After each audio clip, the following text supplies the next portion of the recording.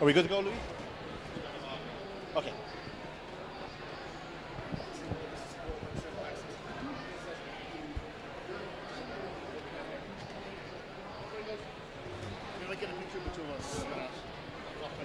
Okay, Louis. Now, good afternoon. My name is Stephen Nolan, and I'm the Managing Director of the UNDP Financial Centres for Sustainability, a global network of 39 financial centres, all working together on this important topic. We're live from COP27 in Sharm el-Sheikh on the 9th of November, Finance Day, which is an incredibly important day in terms of mobilising private capital in support of the Paris Agreement and, of course, the SDGs. Yesterday, a study came out where it was noted by 2025 at least $1 trillion per annum will be required to tackle this agenda, reaching or increasing to 2.4 trillion per annum by 2030. The challenge is there isn't a shortage of capital in the world. There may be a shortage of pipeline of projects and different things like that. However, in terms of the sustainable finance agenda, it's really important. What FC4S tries to do is look at what our members are doing in this space and how can we share best practice. So today for our virtual session, we're joined by Thomas from the German Green and Sustainable Finance Cluster. Thank you for being with us, Thomas. Lalaika, who works with the Kigali International Financial Services Centre in Rwanda, and Dr. Paul Ryan from the Irish Department of Finance, who last year led out the development of Ireland's first National Sustainable Finance Roadmap. And that's actually where I'm going to focus on. All three jurisdictions in the last 12 to 18 months have developed the Sustainable Finance Roadmap. Malaika, you had the international launch this morning with your Minister of State of Finance on Rwanda's Sustainable Finance Roadmap. Why did Rwanda think it was important enough to develop such a roadmap, please? Thank you, Stephen, for your question. So indeed, let me just set the scene. So there is a strong push from the government of Rwanda around sustainable finance. It's particularly embedded into our Vision 2050 and also into our updated national NDCs to become a carbon neutral economy by 2050. And in order to achieve that vision, it's important that we have the financial sector on our side. And as KIFC, the Kigali International Financial Center, our main goal is to become a Pan-African hub for sustainable finance. How can we achieve this vision? And that's why this roadmap came into play. And it's the importance of it is that it will enable us to achieve that vision that we have to be a carbon neutral economy. Just to give you some key highlight about this roadmap, it's built around three main pillars. So one is to have strong financial instruments. Two is to have a financial sector infrastructure, so around taxonomy, having the right policy, and lastly, capacity building. Thank you very much. And that's, as you said, a whistle-stop tour of something which took, I think, 12 odd months. A lot of detail went into it, and of course, supported by the UNDP. And it was great to see Maxwell, the UNDP country office head for Rwanda, with us today. Maybe, Thomas, if you want to take the microphone there. You know, Germany and your colleague Carsten chaired the German Federal Sustainable Finance Working Group. What was the output there in terms of the federal level around a sustainable finance roadmap, and where are we today, please? It wasn't so much a roadmap, I would say, but it was 36 recommendations, which in totality would make Germany a leading nation in sustainable finance. Some of these recommendations have been acted upon, some not. Hence, the second Sustainable Finance Advisory Board that has just been re-elected is looking at those recommendations with an implementation focus. What can we do about it? And they are adding new areas of focus, such as reporting, transparency, rules for disclosure, basically. This is something that wasn't necessarily included in the first roadmap. So we have a roadmap, but it's not yet put into I'd say nation-wide action. It's not like the UK has done it for now. That's where we are. But we have obviously, speaking for Frankfurt, the Financial Center of Frankfurt, lots of activity going on simply by the actors that are in the financial marketplace of Frankfurt. Paul, if I can turn to you now, maybe Thomas will swing across the mic. So, you know, you were good enough to include the UNDP FC4S in the co-development of Ireland's first National Sustainable Finance Roadmap. You know, why did Ireland look to do such a roadmap, and how important was the process behind the development of such a roadmap, please, Paul? Okay, Stephen, delighted to be here today. I suppose the key reason why we did a roadmap that sustainable finance or climate finance or whatever phrase we want to use has been a centerpiece of our financial services sector for 10, 15 years. It's so important. It's one of the all-embracing themes we've had in Ireland for Finance as the name of our strategy. I've been responsible for that since 2016. We felt then that we should have given it an extra impetus to have a specific roadmap for that. It's a public-private partnership. It's the government departments and the Ministry of Finance, state agencies, and in the private sector as well. We thought the best way to do this is to get all the key players together, work together, to have a particular end goal, and then have a timeline, and then have a whole lot of action steps and implementation steps.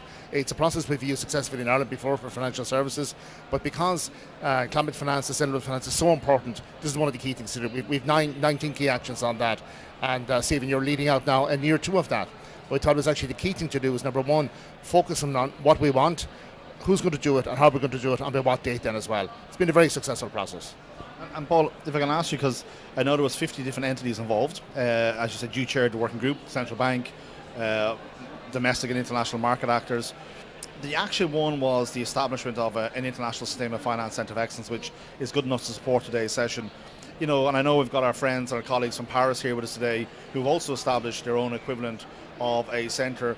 It's more so that leading financial centres now are institutionalising their activities in this space. How important is such a centre for Ireland's ambitions, but also in terms of working with other countries, particularly maybe in the emerging markets around, for example, the talent agenda? You wouldn't mind just speaking to that, please, Paul? Yeah, Stephen, it's an absolutely key thing. As Malika mentioned already, there's an awful lot of money outside there. There's a lot of projects. Okay, some of them mightn't be bankable, might need a bit of extra work. But the key thing what we've seen is basically skills and talent development to get the right people in the right place with the right skills at the right time. And you see that. You see it in Ireland, right across the EU, North America, Global South. You see it here as well too. And people are crying out for those skills. And we thought that this is a key niche to work on.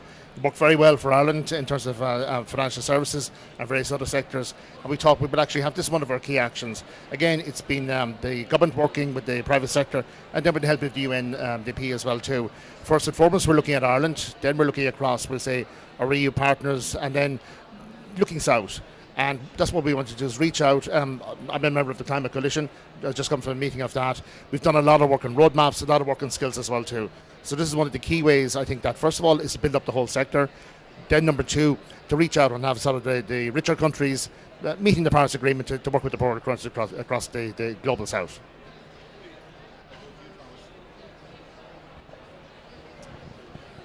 Right, on skills. I've done some work on skills. Yeah, go ahead, so I Thomas. have a reasonably good insight. First of all, the talent market is empty, so we must acknowledge that it's all about upskilling the staff that is already in a bank.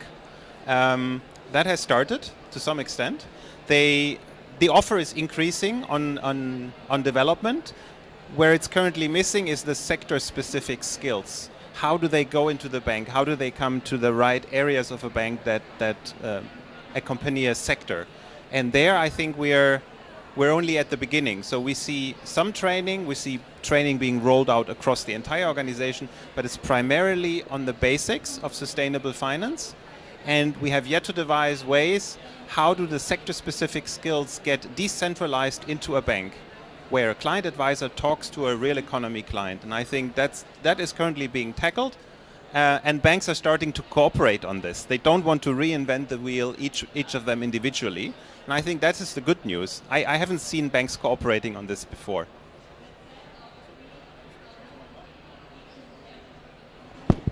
Thank you. And just staying with that for a moment, what initiative are you running in Germany where the banks are collaborating? What's that called, please?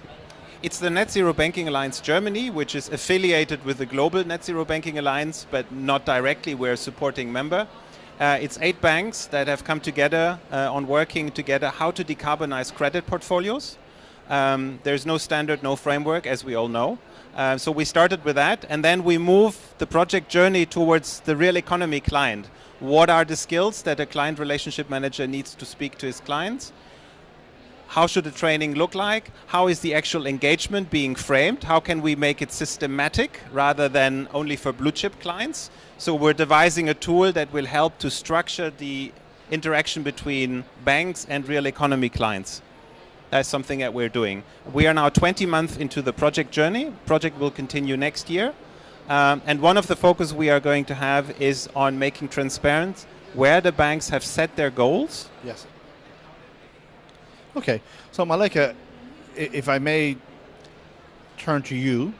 So as I noted earlier on this morning, and you were good enough to include UNDP in the launch, the international launch of Rwanda's first national sustainable finance roadmap. And as you noted, one of the KPIs is around talent development. Listening to both Paul and Thomas there and where you are now in your journey, what are the next steps for Rwanda in the whole area of sustainable finance talent development, please? Well, indeed, for us, we are quite at the beginning.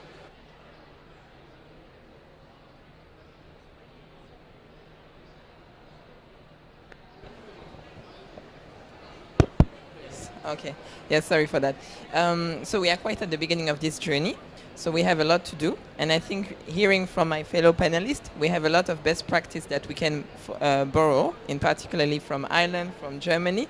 And I believe there are quite a good things that we could do.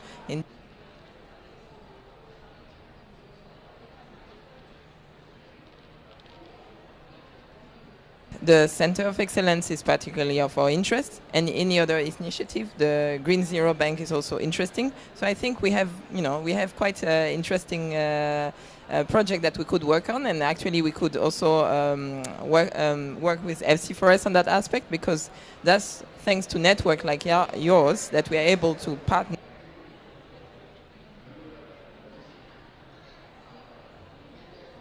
Can you hear me now? Yes. So that we can borrow the best practice. Thank you.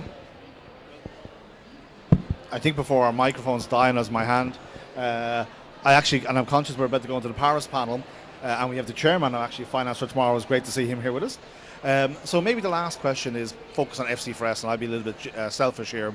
You know, Malika, you mentioned we can share best practice. Paul, we've talked about roadmaps. We've helped some of our partners in that. We've talked about access to capacity building and so on. Thomas, starting with you first. What would you like into 2023? What would you like to see FC4S? What role would you like to see play, please? I think you should continue with the assessment report, and maybe adjust it on a few KPIs that become more measurable. That would be one thing. Don't drop it. Yes.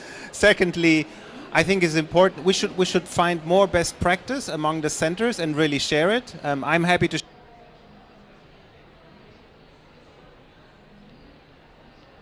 For example, I'd be happy to share a session on SME data gathering in the new year. And then generally, I think the pipeline builder, we should look at it from a developed country perspective, because I do realize that there is a mismatch between capital and projects also in Germany. And if I may, that's a really interesting point, and I'll come to you in a moment, Paul. But you and I were in a meeting with the Ministry of Climate in Ireland recently, and just a eureka moment that they also overlook SDGs. But I'll come to you in a moment. Malika, in the session this morning, to Thomas's point, there was a big discussion on pipeline.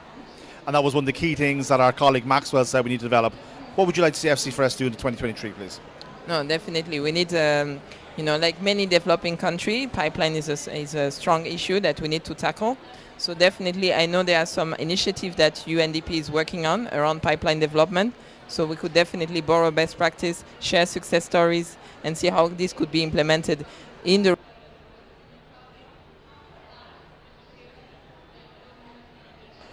It cannot be a copy-paste. So every country has its own, specificities. But definitely building into FC4S network, I think this could be facilitated. Thank you.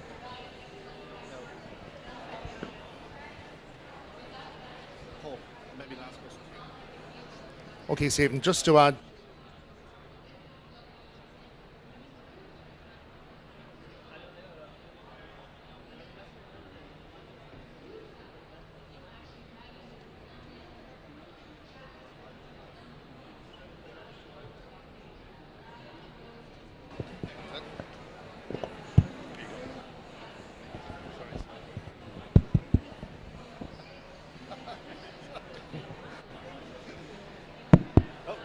Here we go.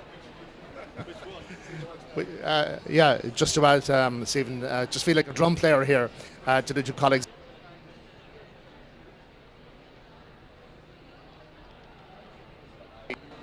you still get the end product. We need to have workable projects that make a change on the ground. So number one, identify the projects, develop these projects and get them through.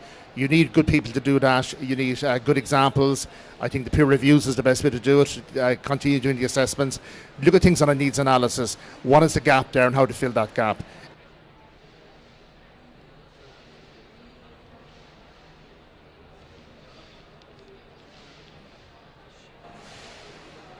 We think it's skills and talent, but it could also be project development or project implementation as well. Thanks, Stephen.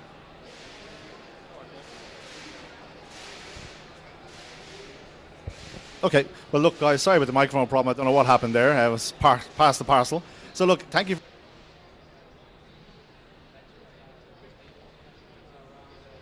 Rwanda and Europe. So we are Ireland, really appreciate that guys. We're now going to move into finance for tomorrow's session themselves. So thank you all for joining this panel today at Finance Day in COP27. Thanks everybody.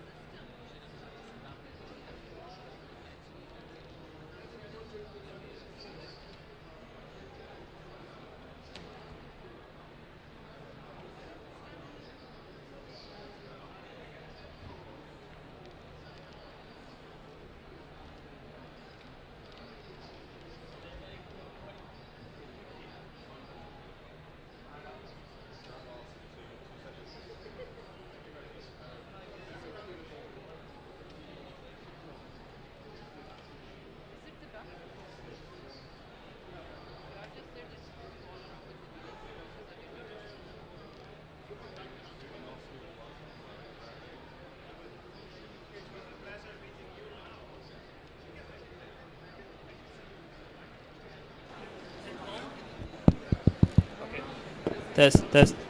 Yes, one is on. Testing. Batteries.